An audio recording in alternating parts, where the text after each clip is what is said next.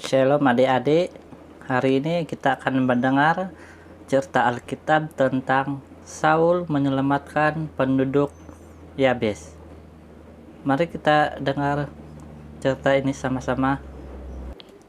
Di tanah Israel ada 10 suku yang tinggal di sebelah barat sungai Yordan, tetapi 2,5 suku tinggal di sebelah timur sungai Yordan.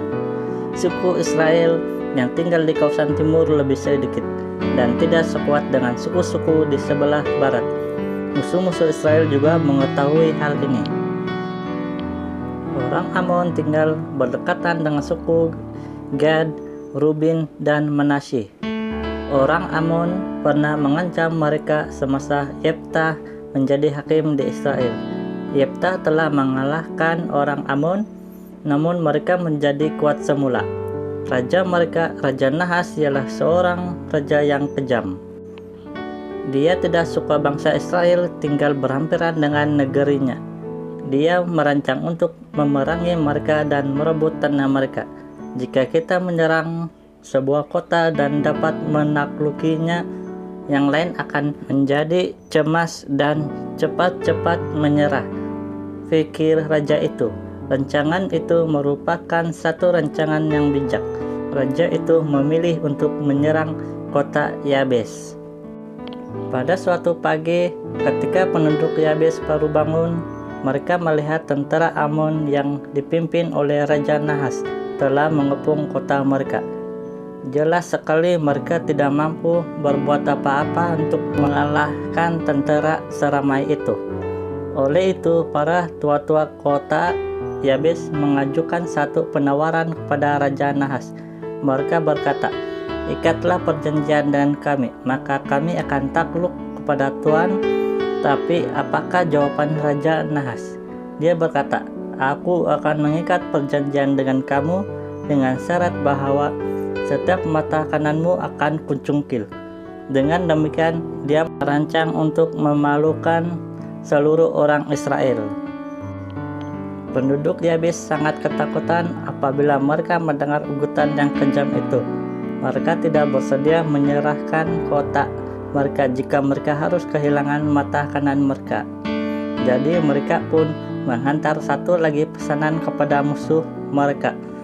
"Berikanlah kelonggaran kepada kami selama 7 hari lamanya untuk kami mengirim utusan ke seluruh daerah Israel. Sekiranya tiada seorang pun yang menyelamatkan kami, maka kami akan keluar menyerahkan diri kepada Tuhan." Raja Nahas bersedia menunggu selama 7 hari. Raja itu pasti bahwa tidak ada seorang pun yang cukup berani untuk membantu penduduk Yabes karena semua tentaranya sudah mengepung kota itu.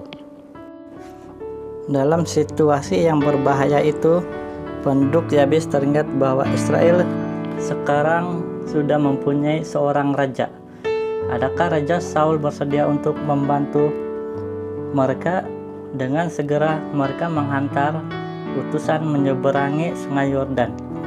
Mereka tiba di Gebiah Saul, di mana Saul tinggal. Tetapi dia tidak ada di situ. Para utusan memberitahu penduduk Gebiah Saul tentang situasi kota mereka dan berkata, "Musuh mengepung kota kami. Raja Nahas mengancam akan mencungkil mata kanan kami semua."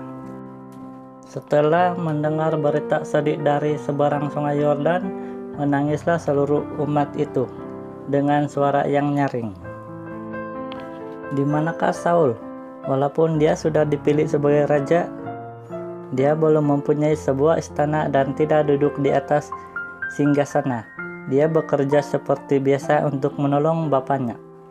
Pada petang itu, bila Saul pulang dari ladang bapaknya, dia berasa heran mendengar seluruh penduduk di kotanya menangis. "Ada apa? Mengapa semua orang menangis?" Dia bertanya. Mereka mengulangi apa yang telah dikatakan oleh utusan dari Yabes tentang apa yang berlaku di kota Yabes. Apabila Saul mendengar berita itu, Roh Allah menguasai dia. Allah memberi dia kekuatan untuk bertindak sebagai seorang raja, berjuang untuk rakyatnya yang berada dalam bahaya. Amarahnya menyala-nyala apabila dia memikirkan tentang penghinaan yang dirancang untuk penduduk Yabes. Dalam amarahnya, Saul berjanji, "Aku akan tunjukkan kepada mereka bahwa mereka tidak akan dapat mencungkil mata umat Allah." Saul menyembelih sepasang lembu, lantas memotong-motong lembu itu, lalu mengirimkannya ke seluruh daerah Israel dengan perantaraan beberapa orang utusan. Katanya, sesiapa yang tidak maju mengikuti Saul dan Samuel, beginilah lembu-lembunya akan diperlakukan. Dengan segera kaum lelaki dari semua suku Israel di sebelah barat sungai Yordan datang berkumpul.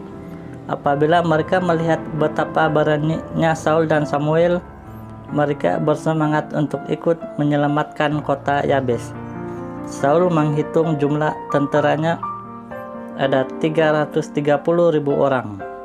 Itu satu pasukan tentara yang besar. Kemudian Saul menyuruh utusan dari kota Yabes itu pulang dan memberitahu para tua-tua Yabes, "Esok pada waktu hari panas terik, kamu akan mendapat pertolongan." Utusan-utusan itu segera pulang ke Yabes dengan membawa berita baik. Tetapi mereka tidak memaklumkan hal itu kepada Raja Nahas. Sebaliknya mereka berkata kepadanya, "Esok kami akan menyerahkan diri kepadamu." Apabila Raja Nahas mendengar janji mereka, dia berasa sangat gembira. Hal itu berlaku seperti yang dipikirkannya. Tidak ada orang yang bersedia berjuang untuk penduduk Yabes. Raja Nahas dan tentaranya menjadi lalai karena mereka begitu yakin akan mendapat kemenangan. Pada malam itu, semua musuh tidur nyenyak di dalam perkemahan mereka. Hanya beberapa orang tentara saja yang berkawal di perkemahan orang Amon. Pada malam itu juga Saul berangkat dengan tentaranya. Samuel yang sudah lanjut usia juga pergi bersama-sama mereka. Walaupun perjalanan itu jauh, tidak ada orang yang ketinggalan. Saul dan tentaranya menyeberangi sungai Yordan sebelum fajar menyingsing. Mereka marah dengan cepat supaya mereka tidak tiba lewat di kota Yabes. Saul membahagikan tentaranya kepada 3 pasukan. Awal pagi itu, pada waktu fajar menyingsing, mereka menyerbu perkemahan musuh dari 3 arah berlainan. Tentara Amon yang masih tidur nyenyak itu tidak bersedia untuk berperang. Kebanyakan dari mereka mati dibunuh. Yang lain tercerai-berai sehingga tidak ada 2 orang yang lari bersama-sama. Pada waktu hari panas terik, penduduk Yabes membuka pintu gerbang kota mereka. Dengan sorakan kegembiraan mereka mengalu-alukan kedatangan Saul dan tentaranya yang terdiri dari semua suku yang datang untuk menyelamatkan mereka. Kemenangan besar yang dicapai oleh Saul menjadikannya sebagai seorang wira di mata orang Israel.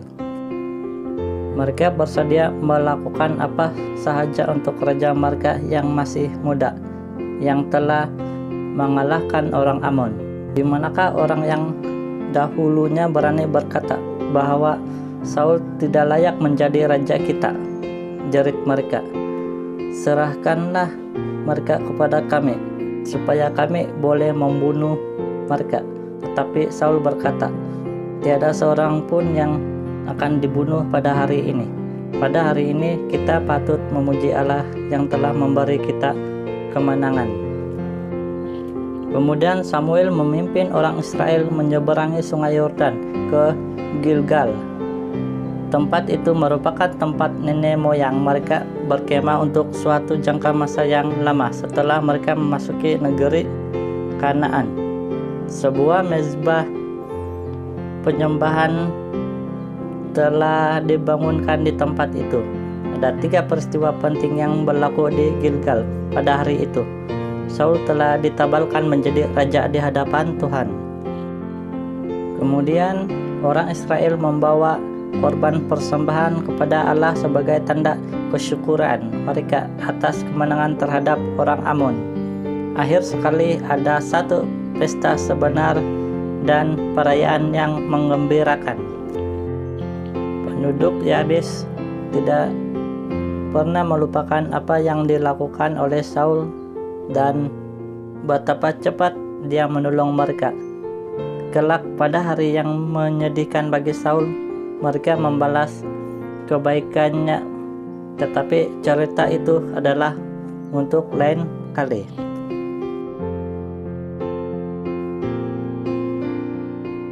Adik-adik, demikianlah berakhirnya cerita Alkitab pada hari ini.